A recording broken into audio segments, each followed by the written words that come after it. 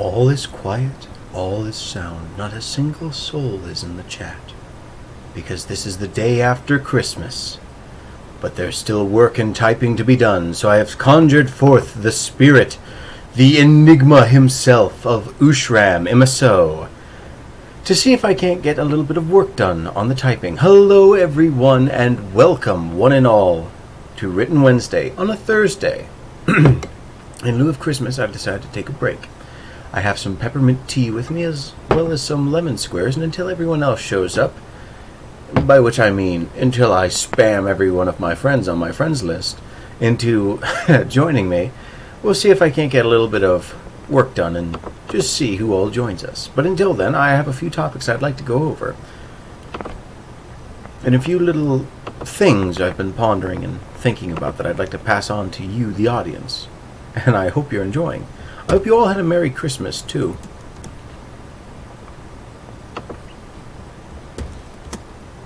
I know for certain I did. Let me see. There we go.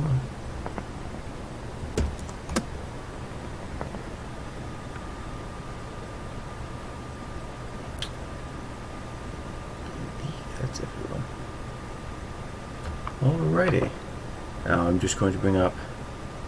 I'm curious, actually. Let me see. Does it show if I bring up... Yes, it does.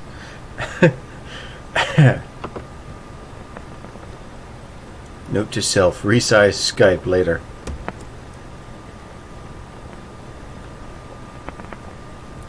I'll wait till everyone else gets in here before I go over what I've been thinking about.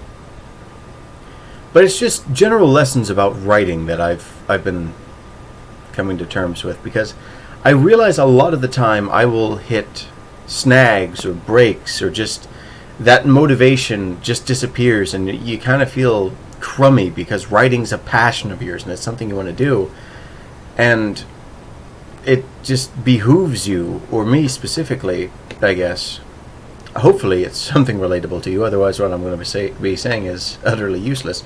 But it just behooves me that something that you used to enjoy so much, and that brings you so much joy, and something that you want to do comes with such violent kicking and screaming and fighting you and writer's block at every single turn, that it almost isn't fun anymore. And I got to thinking about that, and it's usually specifically for me, for any project that lingers or sticks around too long. I believe I'm going to be...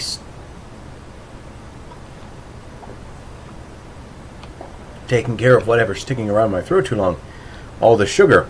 I know the double chin game's getting a bit aggressive again after taking a break for Christmas and the big feast I put together, and oh boy howdy was that a mistake.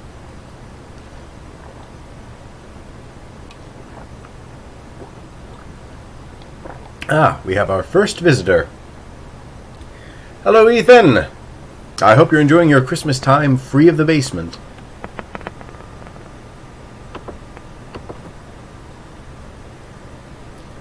Now, I take a lemon square and eat it. Oh, help, I'm stuck in a car. Yeah, no, Sush has got me watching Death Note now, and oh boy, is that a thing. And I don't mean that as a segue from Ethan showing up here to, yes, Death Note. I've taken to writing his name in a book to see which one grants me supernatural powers.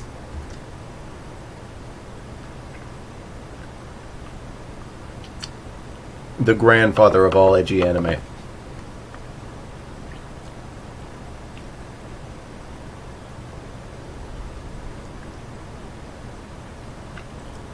I wrote my name in that book. Well, see you in a few seconds. I guess you can't kill stupid. Oh, Ethan, this is unparalleled levels of savagery directed at yourself. Are you okay, buddy? Effectively, you're immortal.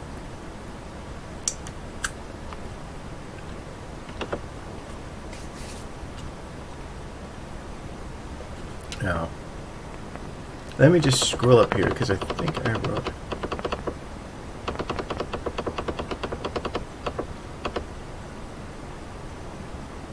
Okay, no, we're good.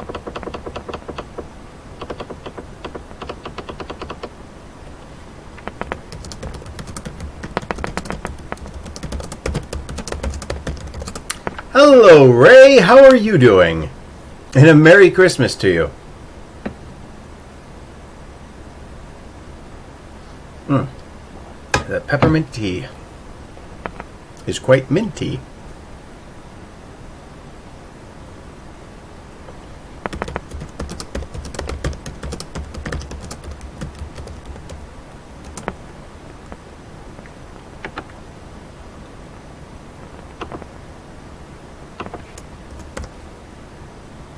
Thank you. I'm hanging here. And Merry Christmas to you, too. My pleasure. And I really hope you enjoy that tablet when it gets to you. But of course, that is not my last surprise for you. The next one is going to be coming somewhere around New Year's or somewhere thereafter. And I hope you enjoy that.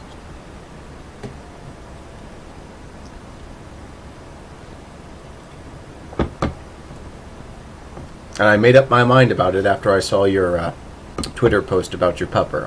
I think I've had about enough of life kicking you while you were down, so I decided to do something a little bit special for you. And I will tell you when that one's in the mail, and I'm probably going to have to get overnight shipping on that one. But I hope you enjoy. Don't worry, it's nothing crazy like a live animal or something like that. But that's one thing about my friends. I enjoy you guys' company, and you're all splendid people. It is my pleasure to know you, and just talking to you means the absolute world to me. Even if it's a short couple minutes before I have to go to bed for work the next day, it means the absolute world to me that you're there with me. And it's way too often that I see life just kicking you guys right in the teeth, whether it's a nasty supervisor, or not being able to hold down a job, or suffering from heat stroke. Or, in your case, having to do what you did to fix your ankle while all the while your staff was, or the staff at the place you worked was just ravenously unpleasant towards you. And I'm in a unique position in which I can say enough is enough, no more, they get a break. And I want to do that. And it saddens me I can't do it for everybody, but I know you're among the most deserving. So I will keep you informed of that. Because you're awesome. Take notes, Ethan. You should be more like Ray. I'm kidding. Again, I appreciate everyone's friendship equally. Ah, the Gidge is here.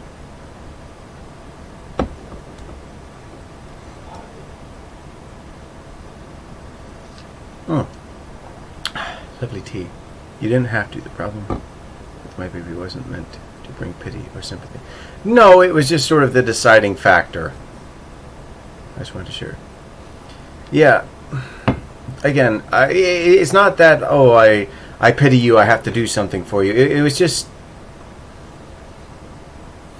the last part in a long thought process of something I had wanted to do. And again, you have my utmost in sympathy. I know that feeling of loss of little pets way too much, especially in recent time.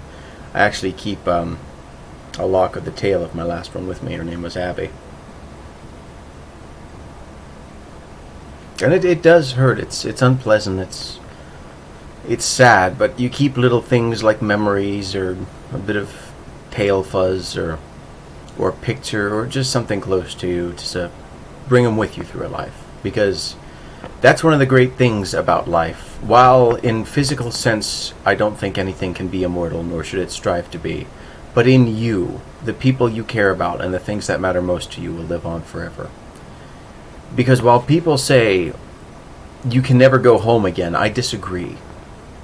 Because if you keep it in your heart, home is always with you. And I apologize if that's too corny or too much of a platitude, but it's just a nice thought.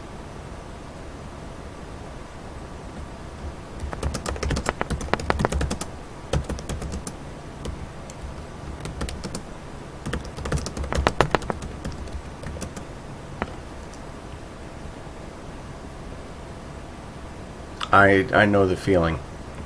And I feel very bad because the last one who passed away, Max, I knew he was going and he was in very rough shape. And when the folks asked if I wanted to go with to the veterinarian to get him put down, apparently I was still mostly asleep or something, because they asked me in bed, and I don't remember the exchange at all. They were just gone.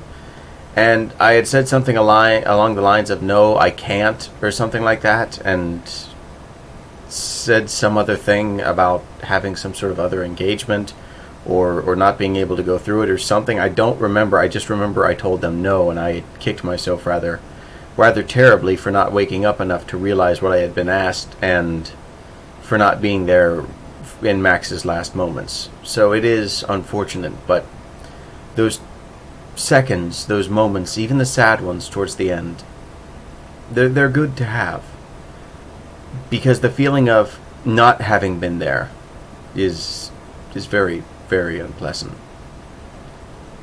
It stings a lot more as time goes on.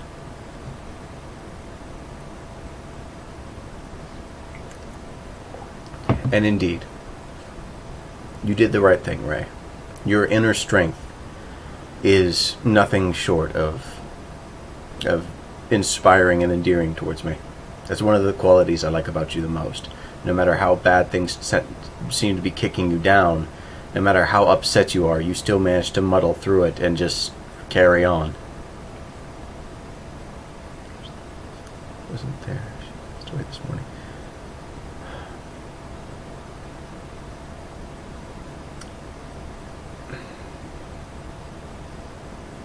I want to mind what I say here, because I don't want to make it sound like I'm competing with you.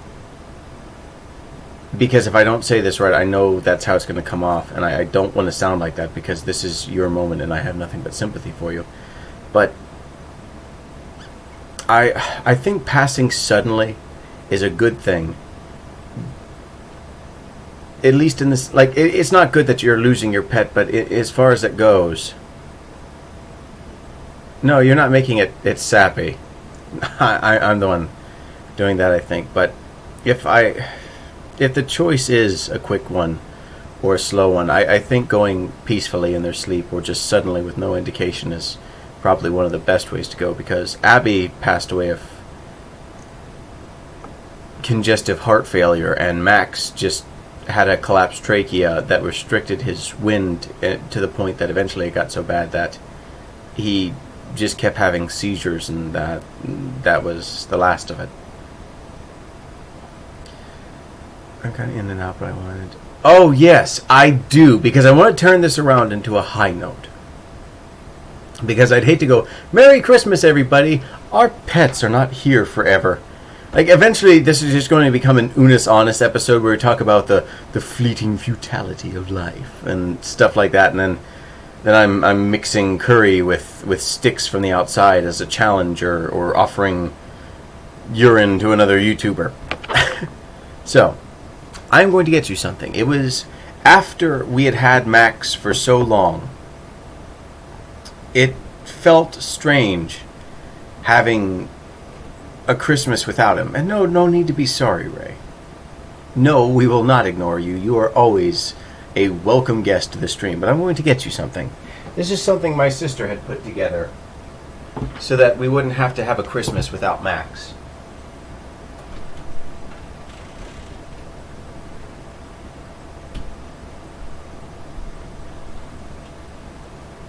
Sorry that took so long. I'm going to have to bring up OBS to make sure he's in camera. But I want to show you a little thing that Gidge made, because being the unrelenting talent she is, Gidge made this out of little scraps and household. She even has his underbite, which he used to have. And it looks just like him, and it's absolutely a delight to want to have.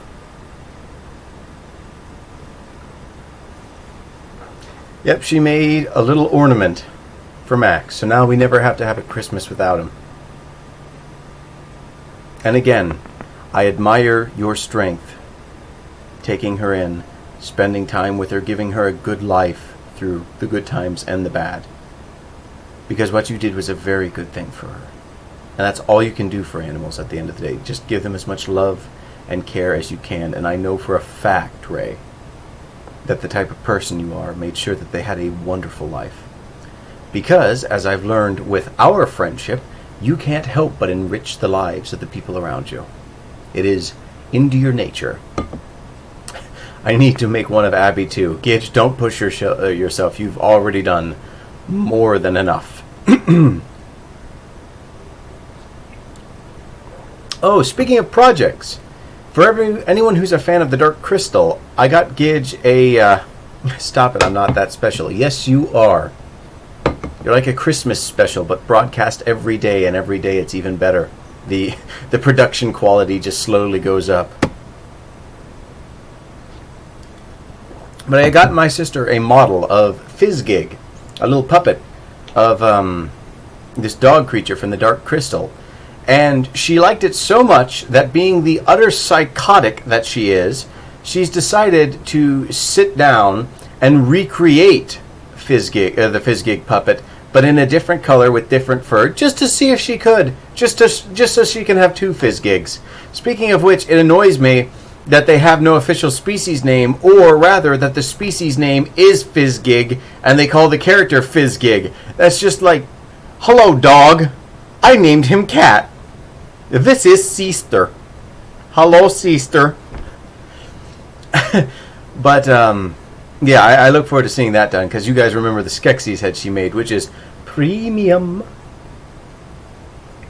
But since I have people in the chat here, oh, hang on, I have a secret correspondence. Ah, it is a sush. Never mind, it was a wrong number. That's like Ash and Pikachu. Alright, I did have a bit of knowledge I wanted to push on, or food for thought, or wisdom, or whatever you want to call it. Writing thoughts, or just thoughts about creativity in general. And I was hoping Meg would be able to be in the call, because I always like passing on these bits of advice to her, to want to try and uplift her, because I know Meg is a very good creator, but for whatever reason people really don't take the time to comment to her anymore, and that's kind of breaks a person down when you don't feel like your ideas are valued. And I've noticed in my time writing, especially a big project like this, that it starts to fight you the longer you work at it. The longer you work at it, or the longer you focus on a singular project, the harder it seems to become to get to the end of it, or work on projects like it in the future. And it seems weird that, for me, I enjoy writing so much, or I enjoy drawing so much, or being a fellow creator. Yeah, people don't seem to comment anymore unless you're doing fan art. Yeah, that whole internet culture of artists supporting artists seems to have dried up pretty well. But the longer you linger on a project, the more it feels like it's fighting you, the more you just have this, I gotta get it done, reigning over you, and the more it seems to form a block or a wall inside of you, where the project itself just becomes a burden, and this thing that you're supposed to love, that you identify as a writer, you identify as an artist, you've put in the time, you've taken your licks, you've not taken your lips, you've taken your licks, and you've refined your craft to the point that you can do all this. It kind of cuts you down not being able to go through there, and you don't even get pleasure of it anymore. It doesn't feel enjoyable. And I think, unless you're making definite progress, the longer something hangs around, the more subconsciously you kind of trick yourself into thinking that it's a matter of you lacking the talent or the ability or the spark or the creativity or something. Because I think we can all agree, as a generation, as a species, as a thinking, feeling people, that nothing can cut us down with quite the effective sharpness as ourselves. Whereas people will stand and cheer for a beautifully done picture, the artist will stand miserable, being aware of every single last flaw, fault, or everything else, or anything else. that was wrong with it, that isn't the way they intended to, whereas an entire army of people will love it because they don't know what standard the creator's judging it by. You can't see the beauty in spite of yourself. And when you have a big project with writing or poetry or sculpting, the fact it lingers there, it just seems like there's a flaw there, that you failed somehow. That psychological reward, that satisfaction of finishing it. It puts me in mind of social media, where you can answer replies and throw them out, and make tweets and throw them out, and watch it in response and satisfaction of getting those tweets and comments and likes and whatever out there, and seeing reaction to it, and knowing I finished that, I got that out there, I put that there, and moving. I think it's a similar psychological principle to that. And not getting that, especially in today's social media world where it's so easy to get that feeling of completion, that feeling of interaction, that feeling of reward, that I've done this, I've produced something, makes it all the harder to stand and focus on your own work. So, it is to that end I was thinking, the best thing to want to do when you are facing a writer's block or an art block would be to, respective to what medium you're trying to pursue, open up a new document and write a short monologue or a short story or something small that you could get finished easily. Or start a new picture, something simple, something small, no matter how small it is, just for that satisfaction of getting it done. Because for psychological health, it is paramount as a creator to give yourself that little attaboy, that psychological release of, I finished this, I've completed something, feel the weight come off my shoulders, I can do this. Because I remember I've hit so many writer's blocks with Infinity Quest that I can't even count them all. It's not even funny. It's evolved into the realm of ludicrousness. And at one point I had stopped and I had written a poem one day that was just a little throwaway thing that I had the idea for driving home from work because I killed a little orange spider on my knee that had somehow gotten on my pant leg. And from that little throwaway disposable story came it was like a level of elation just to get it out there. So I think in any way you can set yourself a small victory unrelated to the thing that lingers, the better it is for you to keep a healthy state of mind to power through it. Or, again, with art, when you're stuck on something, just drawing something and finishing it and having that satisfaction of, bam, done, will help weaken the power that subconscious voice saying, you're not good enough, has over us.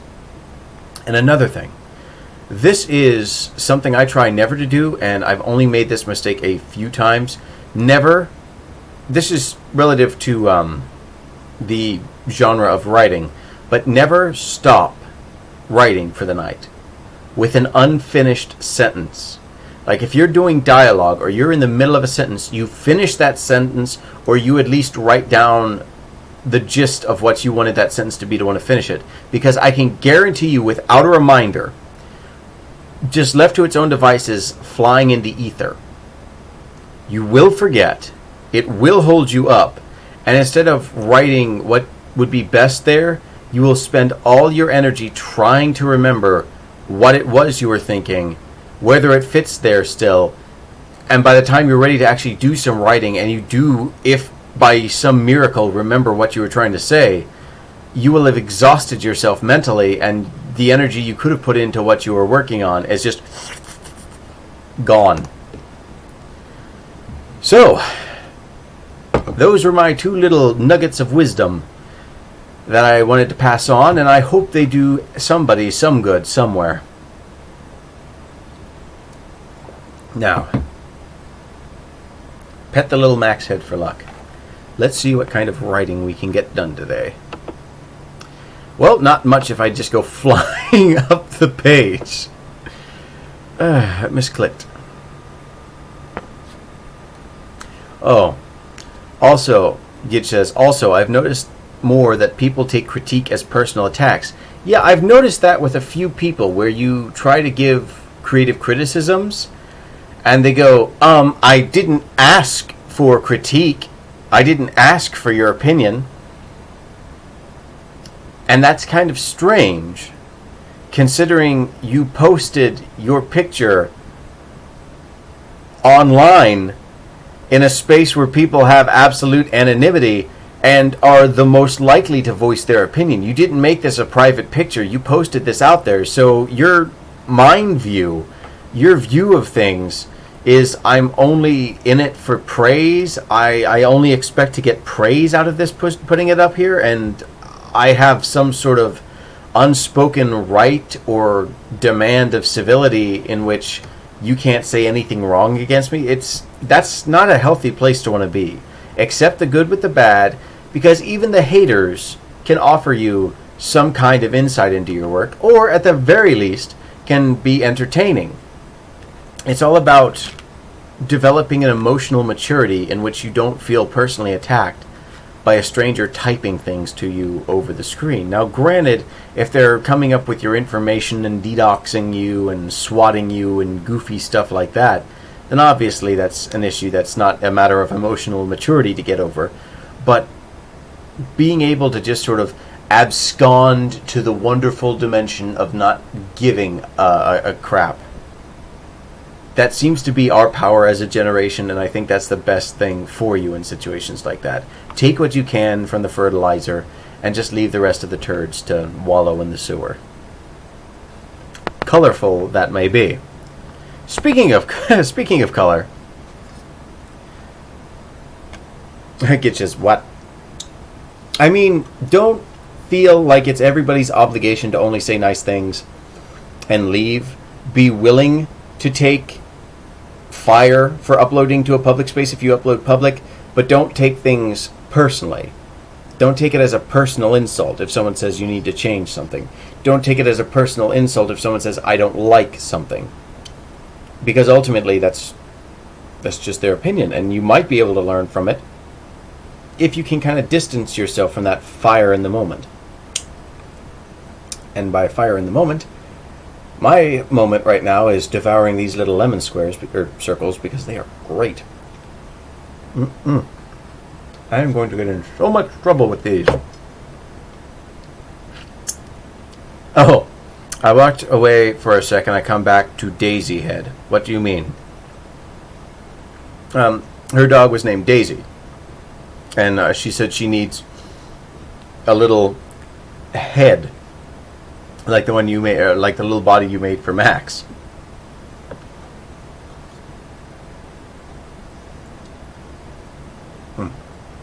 I'm probably going to finish this one before I continue.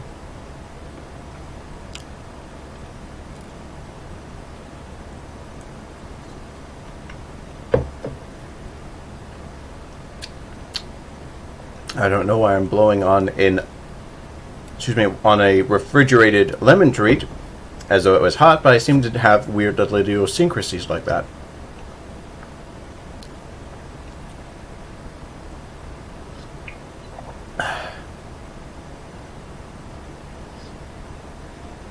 I'm going to have to diet so bad after this Christmas season, because the amount of food I made was egregious.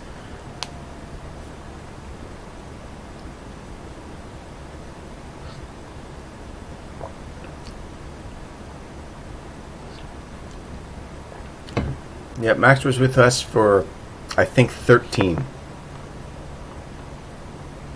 So I more than understand your pain there. And, Gidge, if you do charge anything, run it past me first. I'll probably pay for that.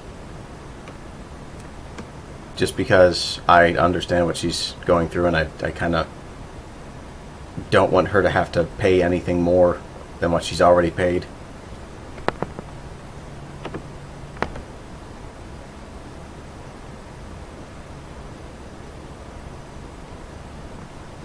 Alright, let me see. And lower the...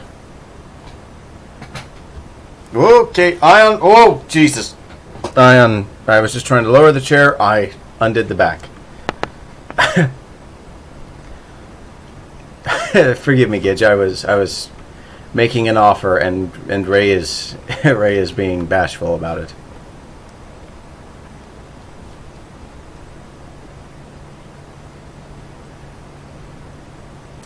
Oh, speaking of payment, I have to show you one of the best things I have ever received for Christmas. And Gidge gave me this.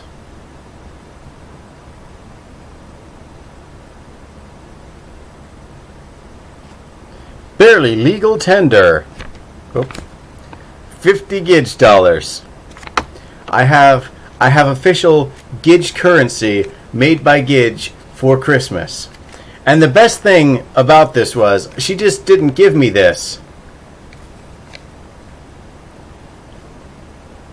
She put it in an enormous box, which had a smaller box inside it, which had a smaller box inside it, which had a smaller box inside of it, which had a little acorn from a vending machine inside of it, which had the dollar, or the 50 Gidge dollars inside of it.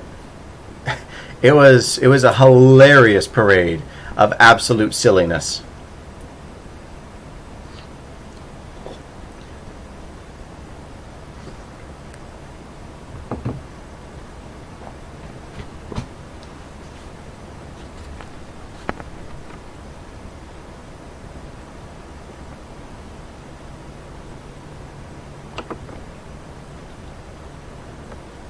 Now we're going to just load up with a little bit of the bubbly fuel. Come on, brain, you can do more typing than this.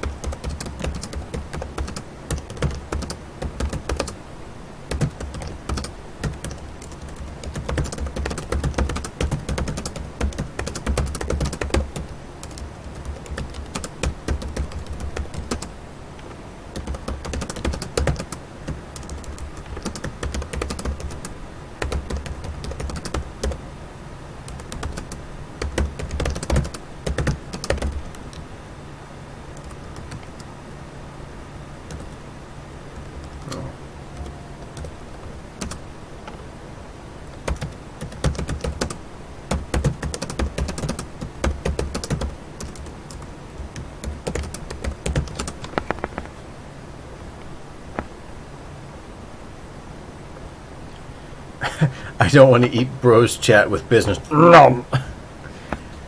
Yeah, no, I understand that, but I don't mind. Or you can have my Discord and not tell him so he doesn't have to sneaky pay for... Ooh! Ooh! You cut that out! You cut that out! And I'll just send me your information over Discord. I will parlay that, because if you put it in the chat, like a certain sushi someone who put her address in the chat, I'll have to have it edited out. Oh, excuse me.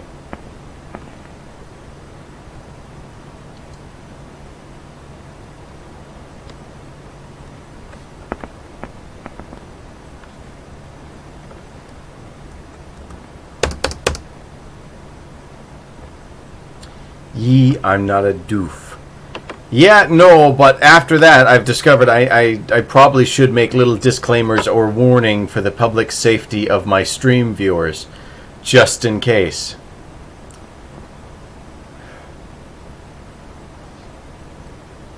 But speaking of Sush, Ray, I know you've been watching anime with her as well. She's been scheduling days with me, and we sit and we watch anime, mostly based on her choices. We did get to watch Beastars, and I saw a little bit of that. Like, it kept appearing on my recommended for you on YouTube after it realized, oh, he watches anime. And I suggested it, and I'm glad I did. It has its moments where I wish it would tone itself down and chill out. Like Goblin Slayer. I know Goblin Slayer got really, really edgy and intense in some areas because it was trying to be like, look how dark we are. You don't know what's going to happen. And it's like, you're a good anime. You're a good story. You don't need goblins doing that. But we've seen some really good ones. I think you're watching One Punch Man with her, if I recall correctly. I've watched Mob Psycho 100 with her. And we've also seen The Melancholy of Haruhi Suzumiya. We've seen Goblin Slayer. We've seen Shield Hero, which I am super happy has been renewed for Season 2 and 3. Konosuba is another funny one. We've started watching the Castlevania Netflix thing, which is absolutely awesome. Have you told these fine people about your Xmas gift? Yeah, I feel bad because I've been mean to... Excuse me, I just can't not recently. Yeah, no, I know how that is. Friday, when we're scheduled to want to go, we're probably not going to have any time. But, like maybe 1 or 2 episodes. But Gidge, speaking of this, realized something while shopping for me. She knows I watch a lot of anime with Sush. And among one of my favorites that we've watched is My Hero Academia. So when Gidge was out and about, she decided that she was going to get me a little figurine. And she got me Togura Shigaraki. I have left him in the box so he does not kill me with his rotting hand powers. But it's cool. He's a real handy guy. Oh, God. Oh. Low-hanging fruit, thy name is puns. But yeah, I was super happy about that. That was very nice of her.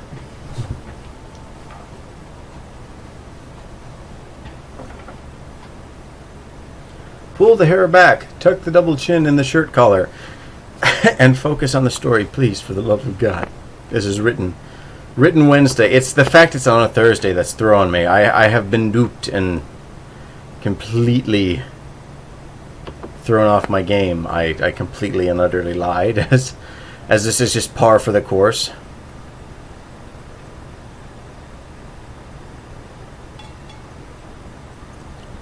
And that is the wrong 2. There we go.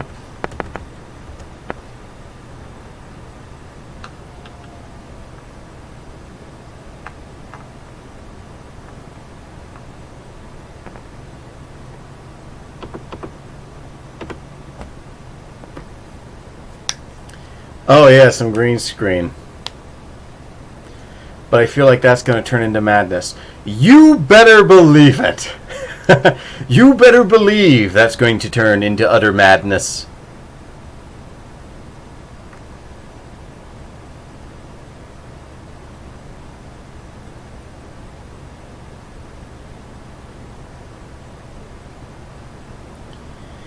Alright, so what do I want to do?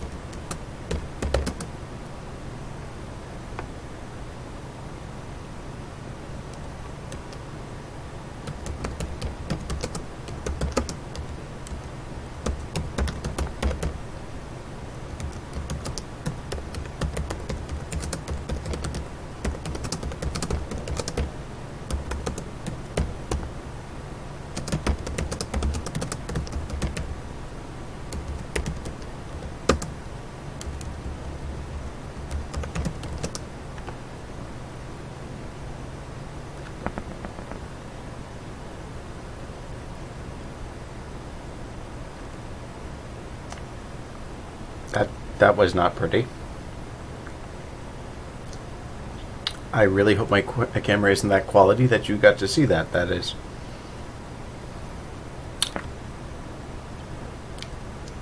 Yeah, that was not nice.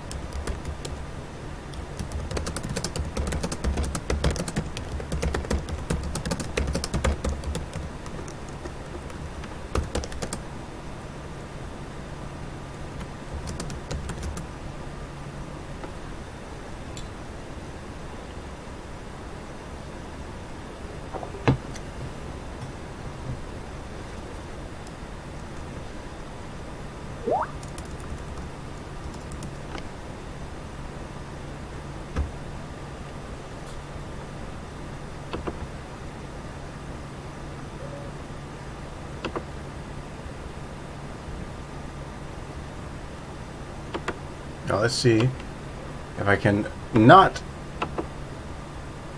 blast my recording. How do you look? There we go. Got it.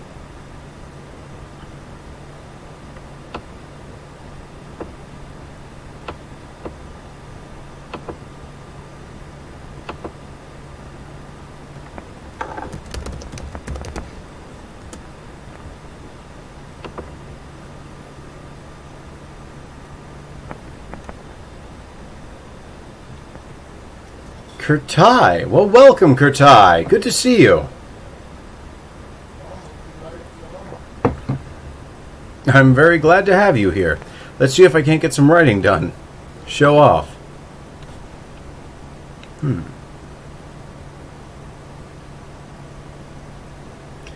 I'm pretty sure by the end of these streams, my chin is going to look like an old used up worry stone, because I'm always like picking and groping and grabbing onto my chin, and I'm very sorry.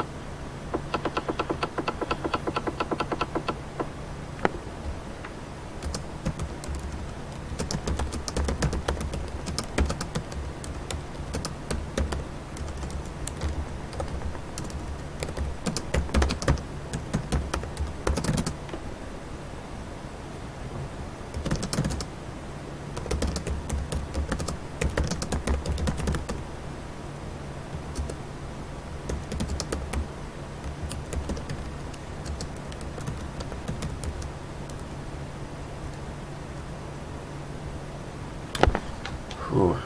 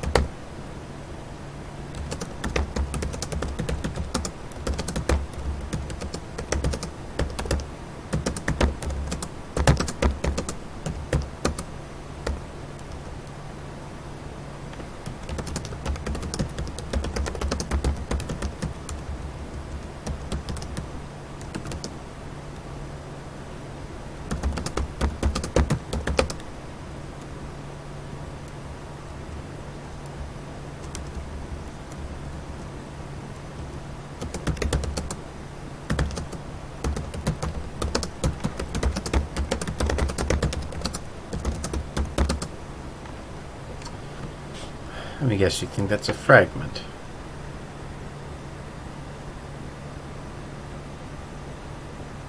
Oh no. You just are odd. Okay.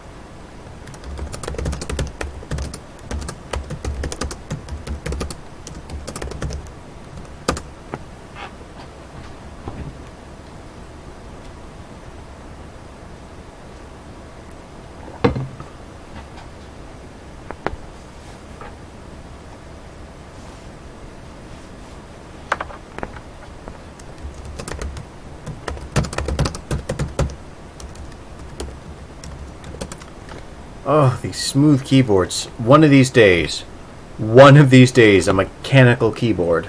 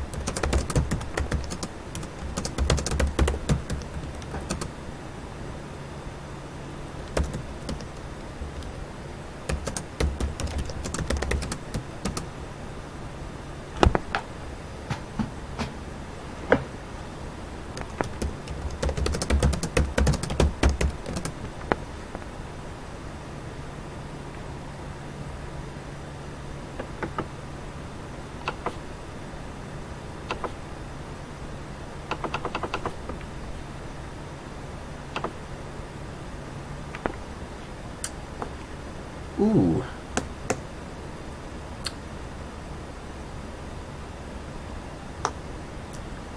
I will be right back.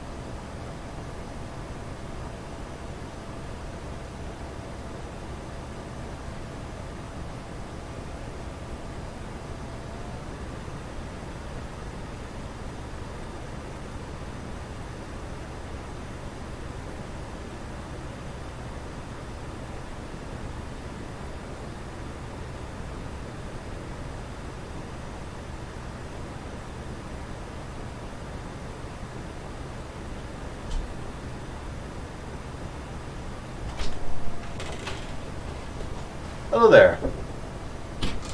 I have returned from the spirit realm.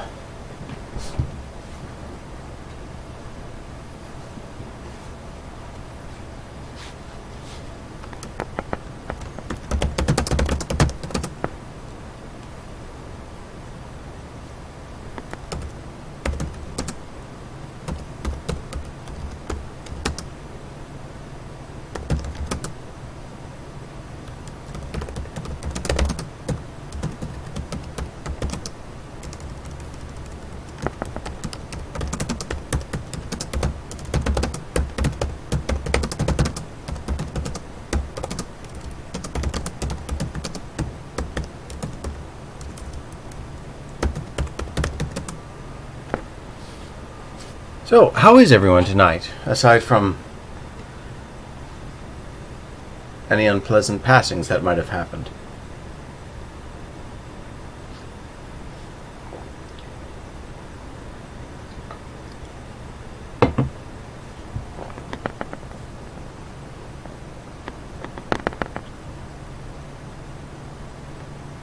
I hope you did have a Merry Christmas, Ray. I almost called you my supervisor's name. I know too many one-syllable named people.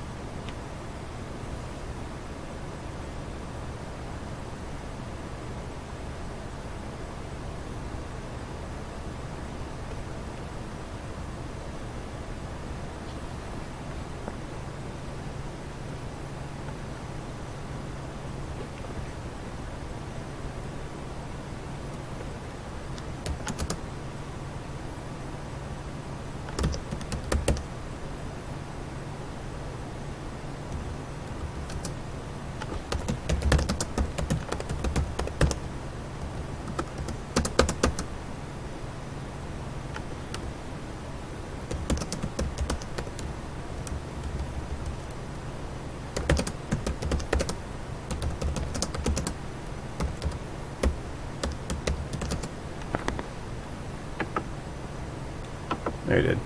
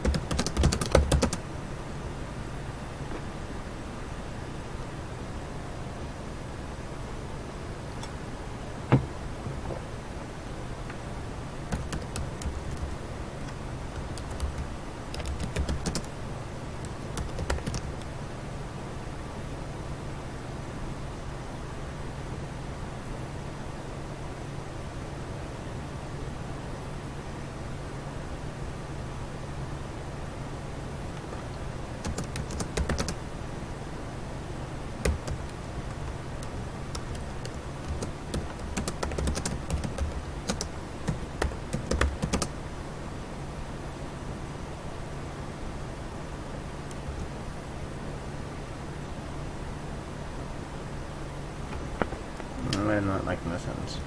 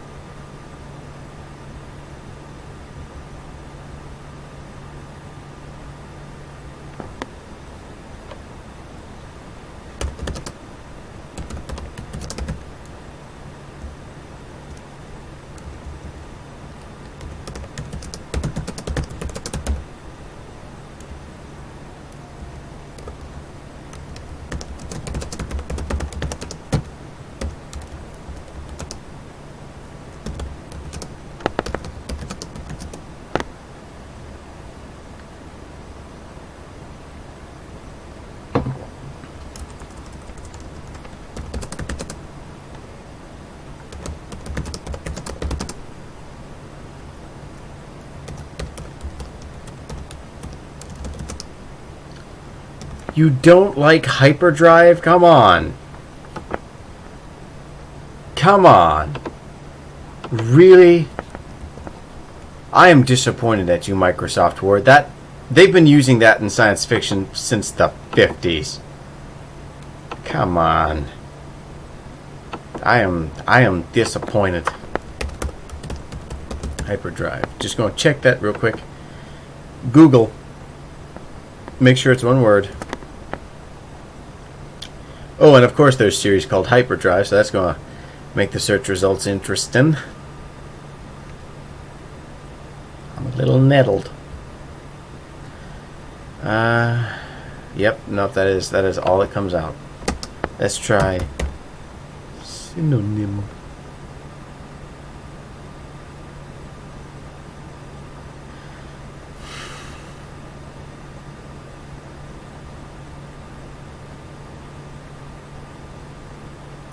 Front wheel drive, hyperspace, light speed, hyperspeed. Hyperspeed might be good.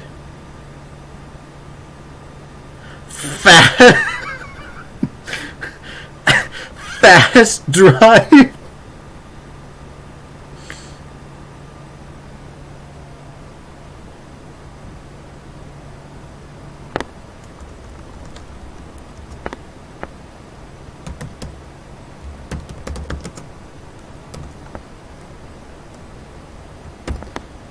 I feel your pain. Can't look up Revenant without getting the movie shoved in your face. Oh, are you talking about the one with Charlie Sheen in the car?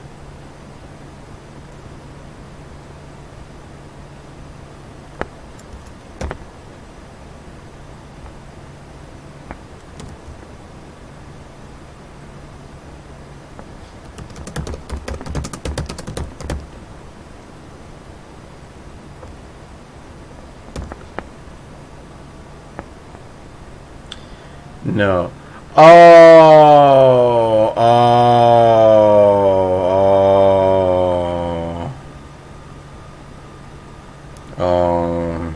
The bit with the bear. Yes, I know what you're talking about. Okay. Are you still there, Ray?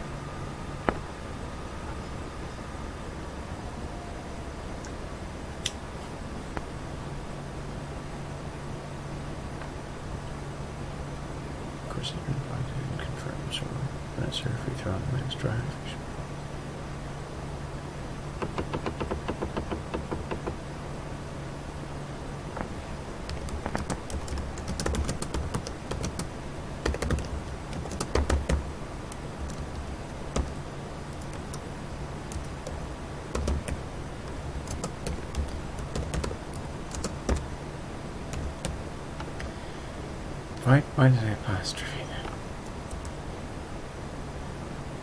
It's like when I hunt up fox and have to specify the animal. Ah, yeah, no, I get you there too.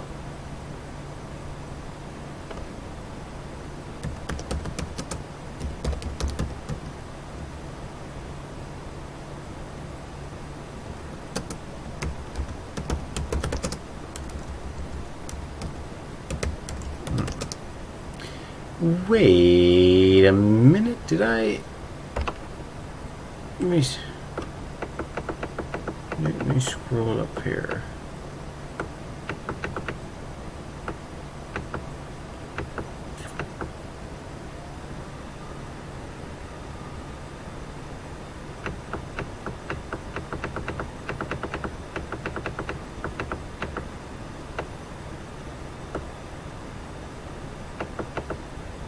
Ah, okay, so no, it wasn't with the CH. My mistake then. I could have swore we spelled it a different way. Huh.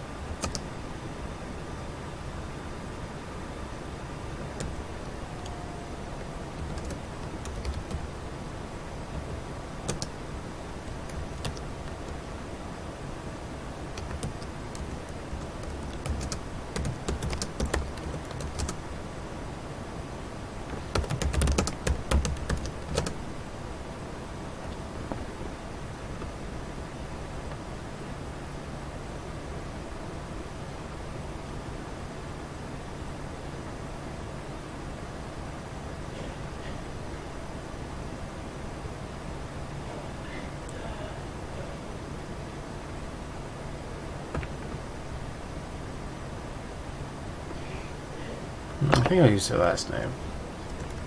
I think that's how it was spelled. No, apparently not. Whoa. I do have that in here somewhere, don't I?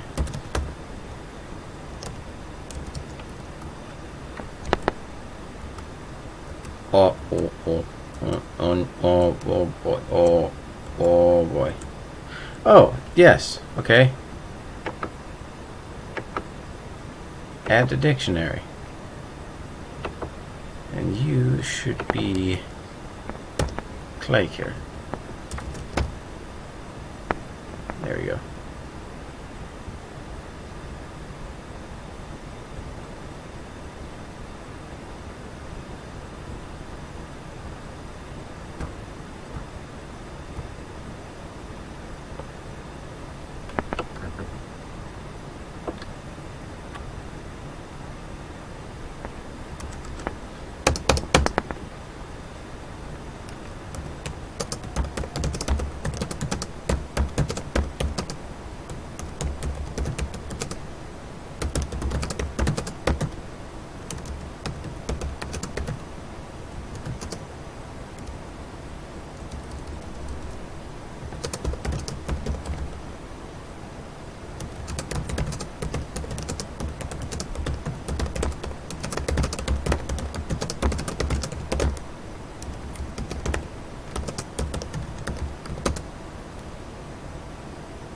I stepped away. Sorry, peeps. No, that's fine, Ray. I hope you're feeling all right. And I hope you're enjoying the stream so far. It is very good to have you.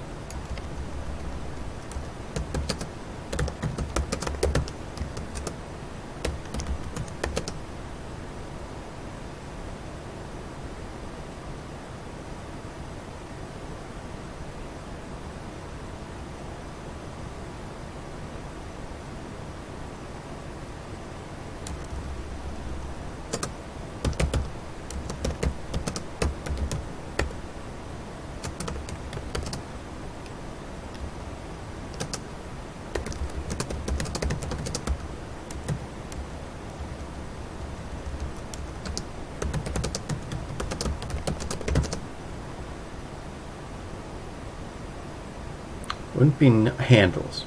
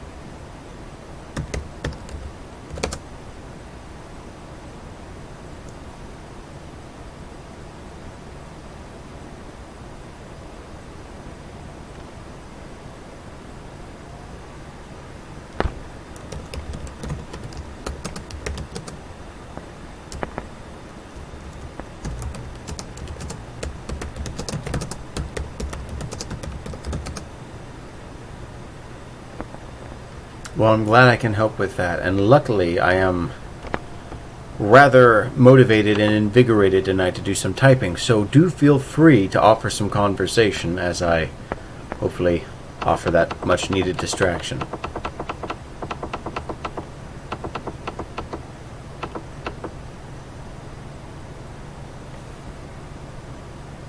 I think I want to change something up here.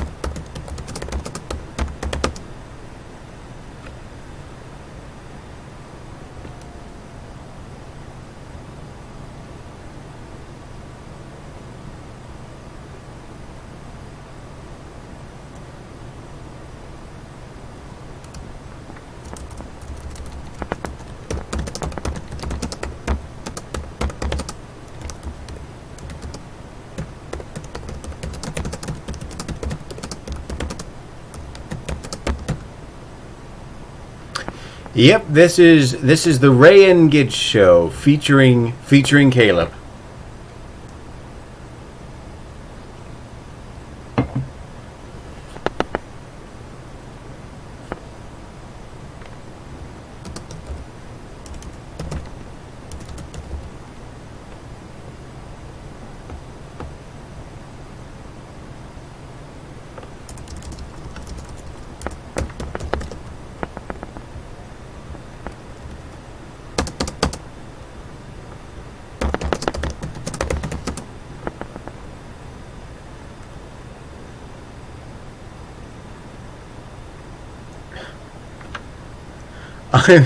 I'm so flattered I don't know what to say other than I want half the profits. LOL, did I have a stroke? No, you didn't. No, yes, you did. You had a terrible stroke. We don't offer on-site injury protection, and all your money went into helping you recover from your stroke using the finest of imported stem cells. I sue you. No, you don't. You actually, before you had the stroke, you said, you know what, I'm going to sign a waiver, a disclosure, many things, saying that I'm just so happy to be here that if something were to happen to me, I fully take responsibility for it as my own bad. It was a spectacular display, and everyone thought you were joking when you had the 6 consecutive strokes afterwards. It was quite the display.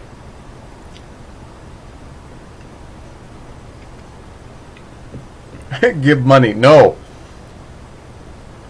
I am poor, you see. And all the money I have is right here, and you're not getting it.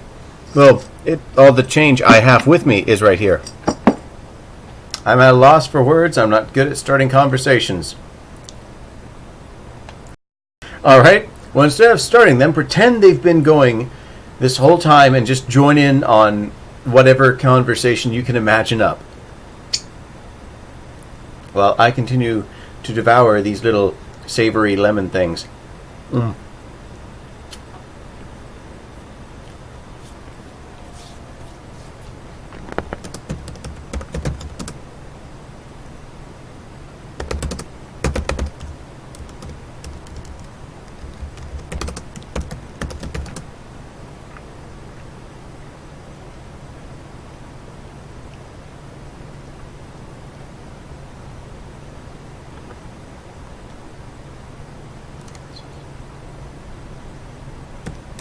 Is okay, Ray. Neither am I.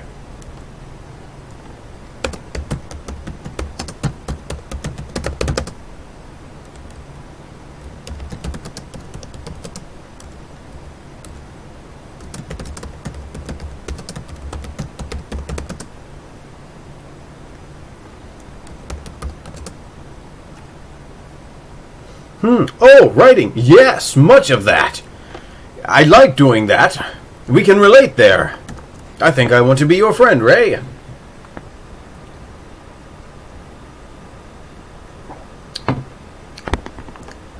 I used to write a lot during my high school years, and I found some of them.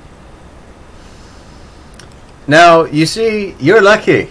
During your high school years, you saved them and kept them somewhere out of sight. Mine are all on DeviantArt.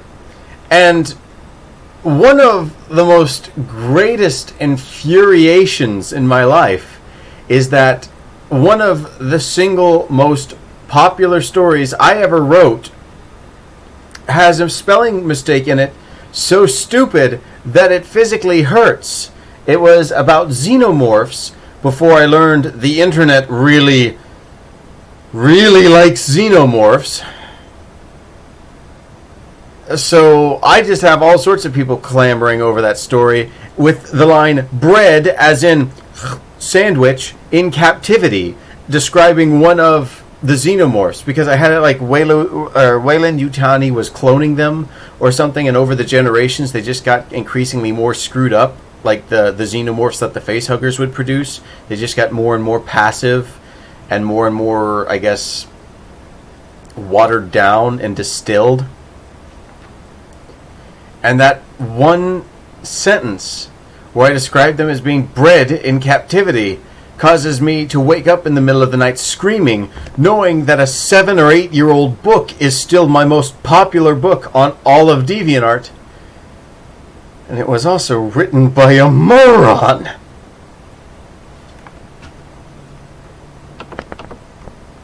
So that's my high school years writing. That and Halo fan fictions. Oh, the Halo fan fictions. I think I have like 9 of them uploaded. I can relate, kind of. All my old fan art is still online. Oh, yes. Well, to be fair, I still like all your old Invader Zim stuff. It's pretty premium. But that fandom was nuts back in the day.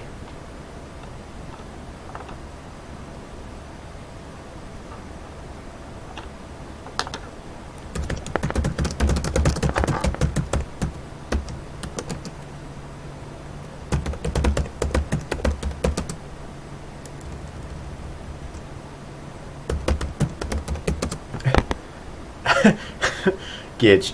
Ouch. It's okay, Gidge.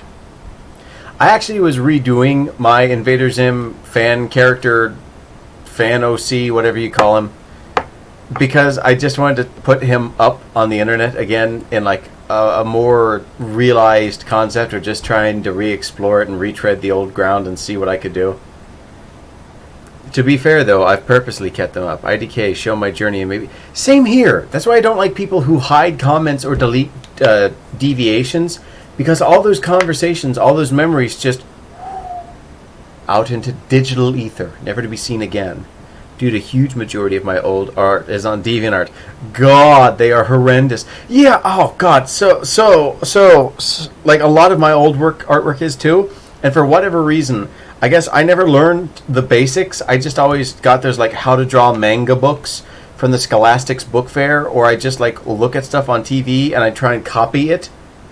And because I didn't understand anatomy or armatures or how to frame a character on a picture, I'd always have characters too low that like most of their body was off the paper, or their proportions were just wildly off. I know for a fact, for the longest time, one of my greatest failings was that like all my characters always had like this very prominent lean to one side. Their heads were super small, their hands were super big, and their legs just went on for miles. Ugh. Oh, I'm gonna need a harder drink. And I still have tons and tons and tons right here in the file cabinet, trying to copy other style before you even know the basics is really damaging. Really damaging thing. Yeah, no, like everyone talks about, oh, that's my style, when they're starting out, when you're trying to offer them criticism as like an out of it. And I guess this just goes back to the earlier topic about people. I didn't ask for criticism. This is ultimately the evolution of the whole trying to learn a style before you learn the anatomy, where the it's my style defense comes from. I get every artist wants a style that sets them apart and helps them stand out, because realistically, the arts are an oversaturated medium, especially with the advent of the internet. But you can't develop a style until you understand the basics. It's like Gidge always says, you have to know the rules before you can break them or bend them. And until you actually put in the time to understand the drawing, that's not really your style. That's either you flat out copying someone, or just a monument to you not knowing how to draw specific things. Having a style is a double-edged sword, especially if if you are looking into getting an art job. Yeah, I can imagine. Because everyone wants photorealistic. Well, everyone in the job market, I think, wants photorealistic. Everyone freelancing wants their own style to stand out. And I've been told I have an art style, but for the life of me, I don't know what it is.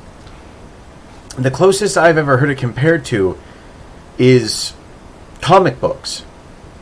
And that goes to figure, because a lot of my early drawings were inspired by all the old comic books I used to have. They're around here somewhere too, actually.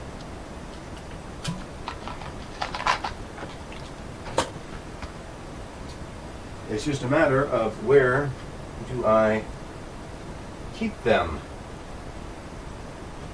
But yeah, I have a lot of oldies. Here we are. That's some of them. Local protector. Where's... Here we are. Here's the oldie. I'll just... Like stuff like this. Like old Teen Titans stuff. Or old Batman or old Transformers comics. Or I have a really old one called NFL Super Pro, and he's like a super football player, and his first episode has him meeting Spider-Man because why not?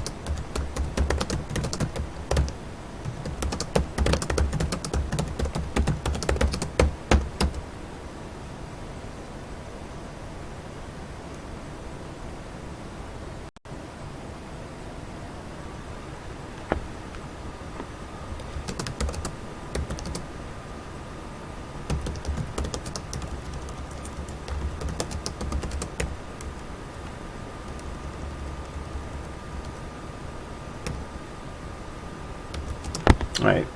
Okay, let me give example. Imagine if someone with a different art style got hired for your favorite product. That'd be jarring, no? You as the customer are there for that product and arguably the look of that product. A perfect example is American Dragon Jake Long. Oh God, don't do that to me. I hated the way they made them look. In the second season. That wasn't fair. They did Jake Long dirty. They did him dirty. That was too soon, Gidge. Oh Lord, I just found my first ever scanned picture from my sketchbook. Link that to me in Discord. I want to see it.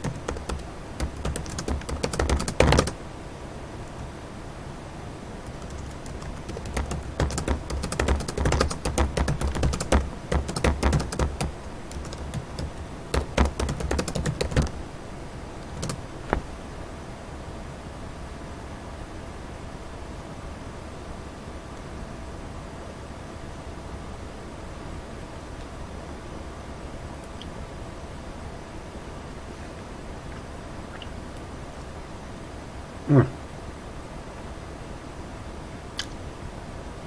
Those lemon things, my God, yes, they are. I don't know if anyone else loves like the taste of sweet lemon. I do. My God, do I do. That is a huge weakness of mine. Just sweets in general, and then that lemony sweet taste. That is simply sublime.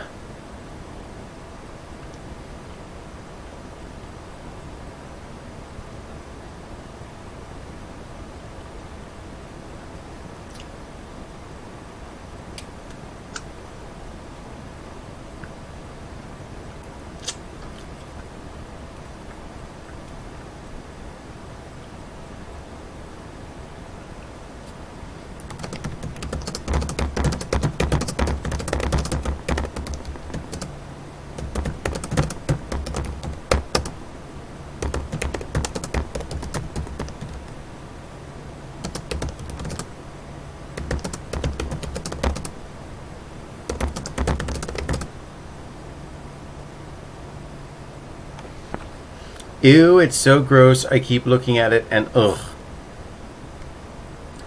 I will trade you after the stream. You show me yours and I will show you like the first ever picture, or one of the first ever pictures I uploaded to DeviantArt. It is old. And I think it shows my ability to draw furries at the time, which is to say a lack thereof, because her head looks like if Pac-Man tried to put his head out a window in a space shuttle and it slowly started going like pulling outward. Like it's just an oval with like bitey teeth. Also, I'm going to document this. Also, I want food. Why is it that these streams always make me hungry? Don't worry, that won't be a problem. Foreshadowing.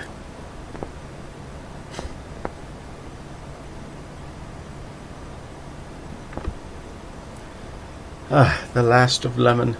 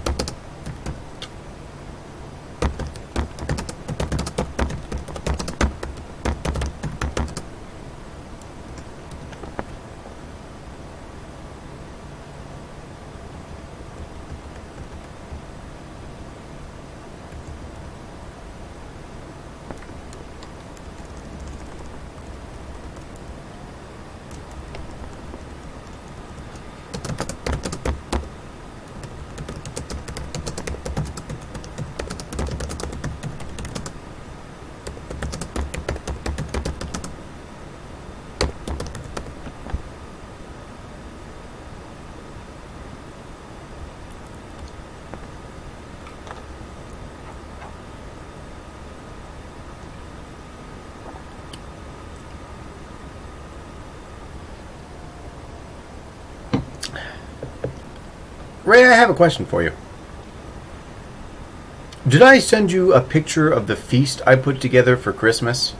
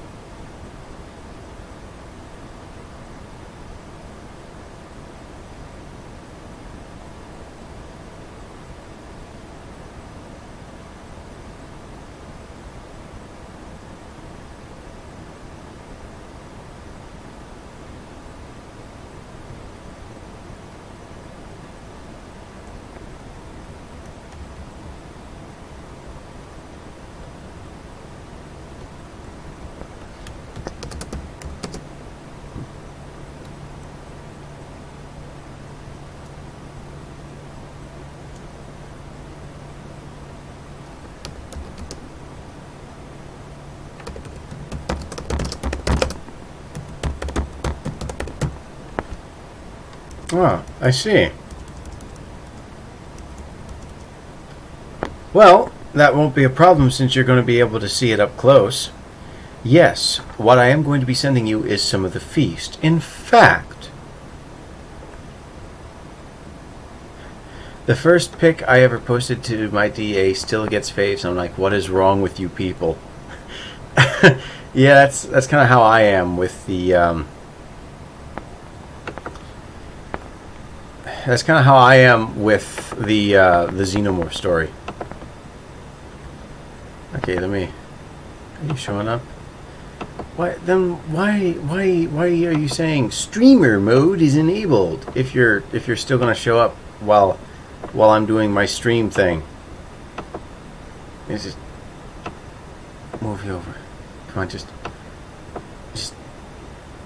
move. Oh. That is not what I told you to do.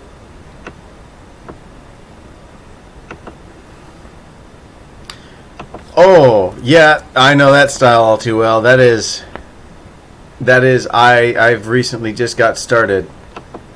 That's classic DeviantArt. That is the old style I am the most familiar with. No, the good stuff is the recent stuff. Can't you see? Yeah, I know. But I sent you a picture of the food, my friend.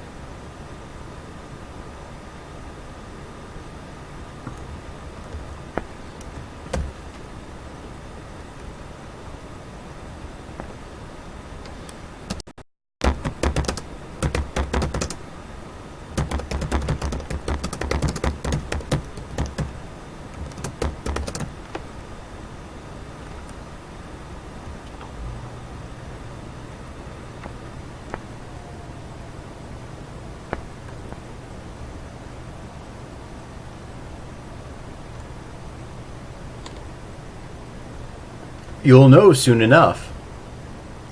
I'm going to see if I can't ship that out sometime this following week.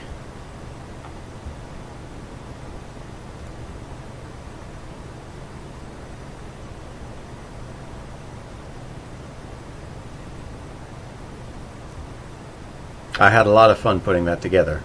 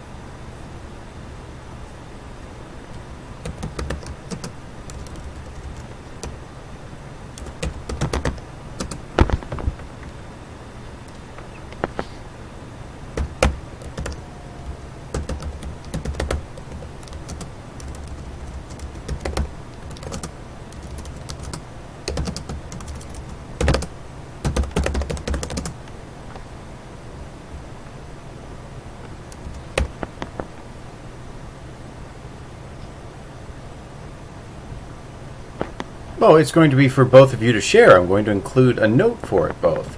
And I have a box with those thermal packet things in it. It's the holidays, and obviously you have friends who care about you, so I want you both to enjoy this. There is plenty to go around, and I hope you enjoy cheese. I have 2 exotic blends of Wensleydale and Carfilly. IDK fan, but we've had live shrimp delivered to me before, and shrimp are super delicate. Yeah, Gidge actually raises and breeds shrimp. She is a little shrimp farmer, which is absolutely fantastic and hilarious, but mostly hilarious. She get those neon colored ones, the Rillies, I think they're called. I think. The Rillies might have been the red ones, but I remember she had really spectacular orange and white colored ones. Used to. Shrimp is delicate, especially when being cooked, like even 2 minutes over and boom, overcooked. Used to. I miss my babies. Yeah. What was it that killed them? The scuds? Someone sent you some diseased or contaminated shrimp, and just scuds appeared all over the place in your tank.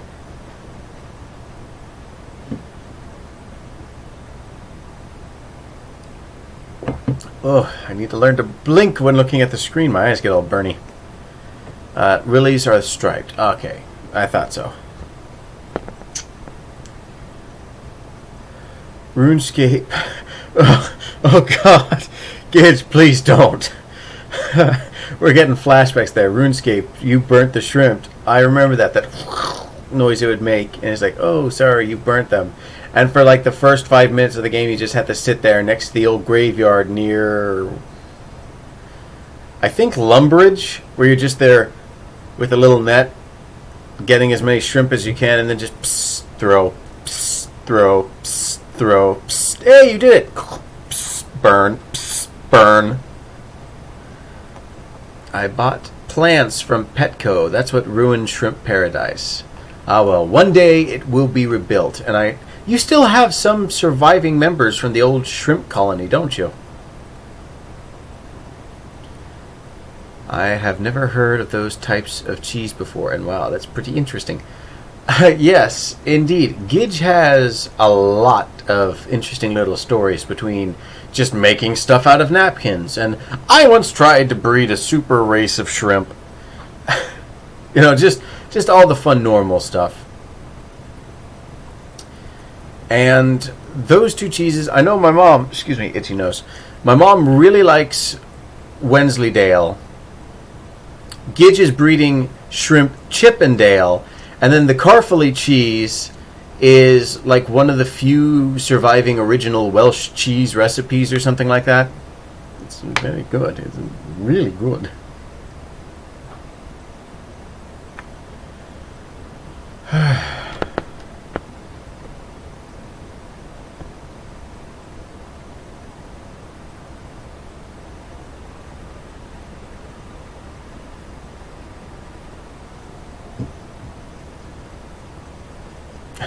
Oh, yeah, not gonna lie, I have some odd hobbies, says Gidge, which is a surprise to no one.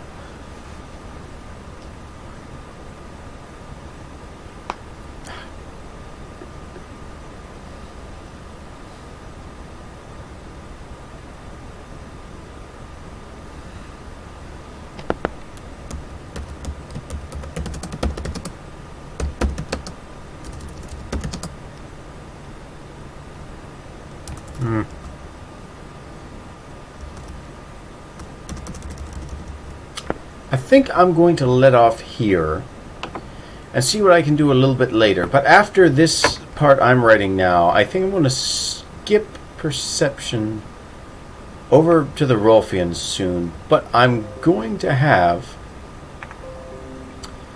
OBS, why do you do this to me? On second thought, I'm not going to write anymore. I'm going to sit down on the floor and scream into an oblivious void. So, I'm going to try to get a little bit farther in the story before the night's out. And until next time, I will see you guys later. Thank you very much for joining me. And remember, keep a kind state of mind and live your dreams. It's always a pleasure. Thank you very much. Merry Christmas and Happy New Year. Ta-ta.